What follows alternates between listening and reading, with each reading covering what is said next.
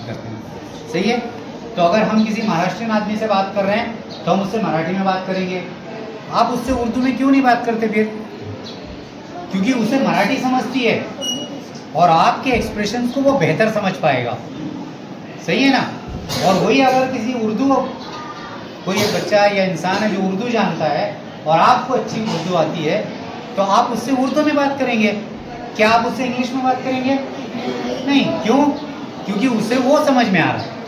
तो हमारी भावनाएं समझना, हमारे फीलिंग्स को समझना, हमारे एक्सप्रेशंस को समझना, ये हमारी लैंग्वेज के थ्रू चलता है, राइट। तो चाहे आप बड़े से बड़ा साइंटिस्ट बन जाओ, चाहे आप डॉक्टर बन जाओ, चाहे आप इंजीनियर बन जाओ, चाहे आप टैक्सी के ड्राइवर बन जाओ, अगर आपको एक्सप्रेस करना है, आपको अपने विचारों को सामने डालना है, तो आपको भाषा आनी चाहिए।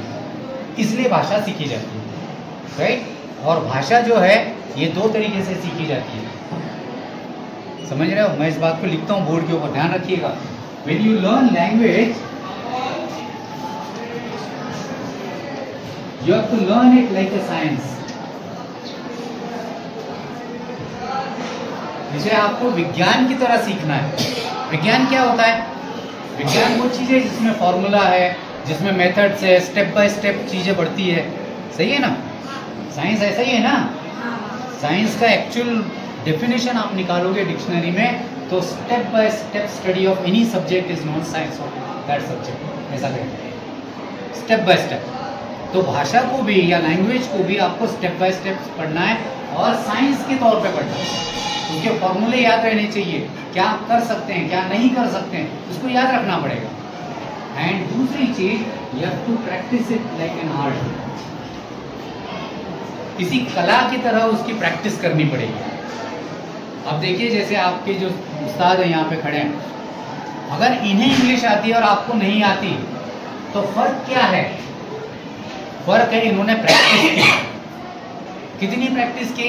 हो सकता है हजारों घंटे की प्रैक्टिस की, तब जाके आप इस मुकाम पे पहुंचे, सही है ना।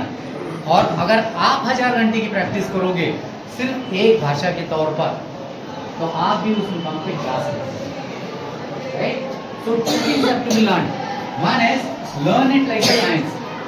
साइंस की तरह जो फॉर्मूला बताया, जो रूल बताया, उसको बाय हार्ट करके रखो, उसे करना चाहिए। लेकिन एट द सेम टाइम आप क्रॉस वेरीफाई करो अपने उस्ताद के साथ कि सर ये ऐसे ही क्यों करेंगे, इसे इस तरह से नहीं करे तो कोई और रास्ता है क्या जिसे इसे बोला जा सकता है, समझ रहे कि नहीं।